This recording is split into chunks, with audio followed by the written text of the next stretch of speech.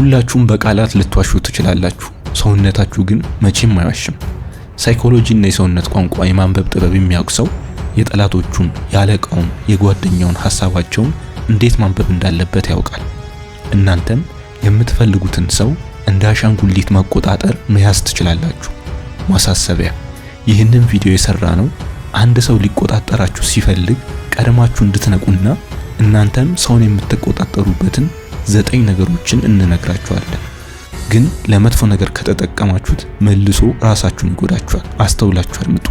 አንድ ሰው ሊጎዳችሁ ወይም ሊቆጣጠራችሁ ሲሞክር ሰውነቱ መጀመሪያ ይናገራል። እነዚህ ምልክቶች ስታዩ አይምሮአችሁ የማስጠንቀቂያ ደወል ይነግራችኋል። እነዚህ ምልክቶች ብዙውን ጊዜ ሰዎች በውይይት ወቅት የበላይነት ለማግኘት፣ ግፊትን ለመፍጠር ወይም የተደበቀ ዓላማን ለማሳካት የሚጠቀሙባቸው ናቸው። አሁን እነዚህ ሰዎችን የምትለዩበትን ዘዴዎች እንንገራችሁ። የመጀመሪያው እጅን ማሻሸት፣ ማድበስበስ። ይህ እቅድና የቁጥጥር ስሜት ነው። ይህ ምልክት የሚሰራው አንድ ሰው አንድ ነገር ለማድረግ እየተዘጋጀ ወይም በቅርቡ የላቀ ጥቅም እንደሚያገኝ ሲያምን ነው። አንድ ሰው በፍጥነት እጆቹን አሻሽቶ ሲጨርስ ይህ ብዙ ጊዜ በአእምሮ ውስጥ የሆነ እቅድ ወይም ስትራቴጂ እየነደፈ መሆኑን ወይም ስለሚመጣው ውጤት በጣም እርግጠኛ መሆኑን ያመለክታል። በስነ ልቦና ደረጃ ይህ ግለሰብ በድርድሩ ላይ የበላይነት ለመያዝ ከፍተኛ ፍላጎት እንዳለው ያሳያል። እርሱስ ምን ማድረግ አለቦት?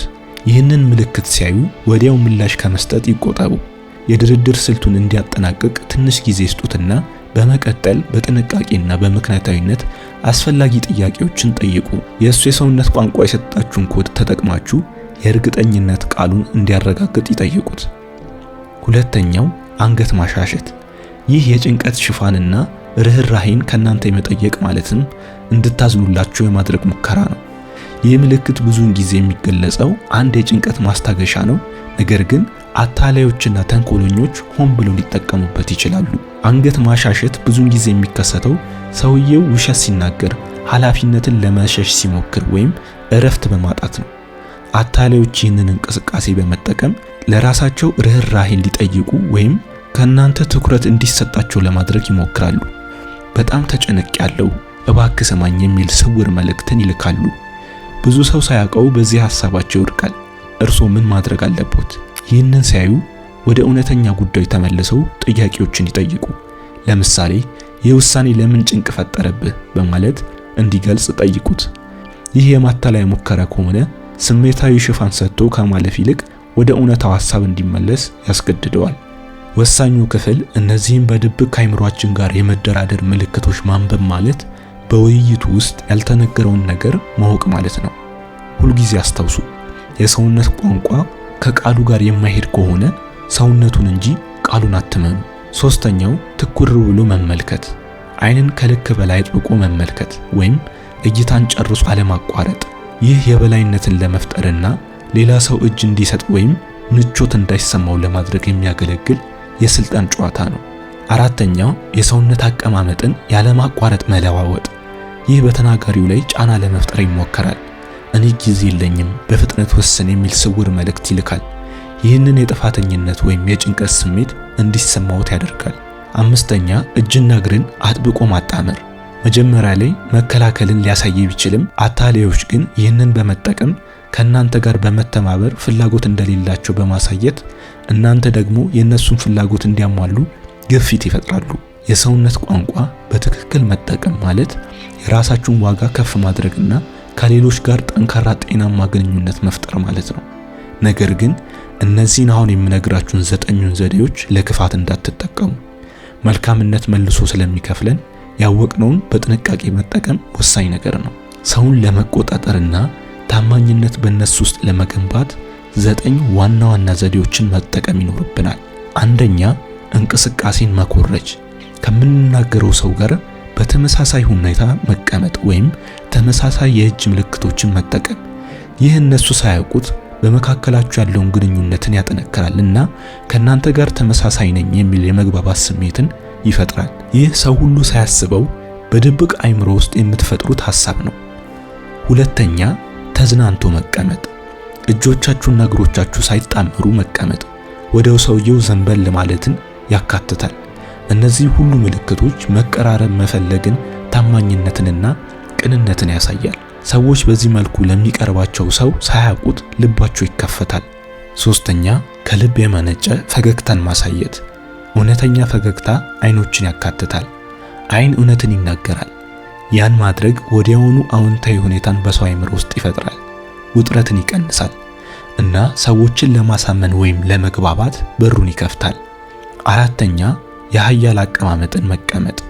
ትከሻችሁን ወደ ኋላ ሳብ በማድረግ ቀጥ ብሎ መቆም ወይም መቀመጥ። ይህ አቋቋም ለራሱ ክብር መስጠቱን ያሳያል እና በራስ መተማመኑን በውስጥም በውጭም ከፍ ያደርጋል። ይህንን አቀማመጥ ትልልቅ ተጽዕኖ ፈጣሪዎችና ነገስታት ሲጠቀሙበት ይስተዋላል። እናንተም ስትጠቀሙበት አቀማመጡ በአእምሮ ውስጥ ኃይልና የመረጋጋት ስሜትን ይፈጥራል። ይህም በድምጾና በአገላለጹ ላይ አወንታዊ ተጽዕኖ ያሳድራል። አምስተኛ የእጅ ጣቶች ጥምረት። የሁለቱም እጆች ጣቶች ጫፍ እርስ በርስ ማነካካት። ይህ የእጅ ምልክት ሁለንተናውን መቆጣጠርንና በራስ ላይ ስልጣንን ያሳያል። ነገር ግን ይህ የሚመጣው ከተረጋጋ መንፈስና በራስ ሐሳብ ላይ ካለ ጠንካራ እምነት ነው። ይህንንም ነገስታቱና ተጽዕኖ ፈጣሪ ሰዎች ሲጠቀሙበት ይታያል።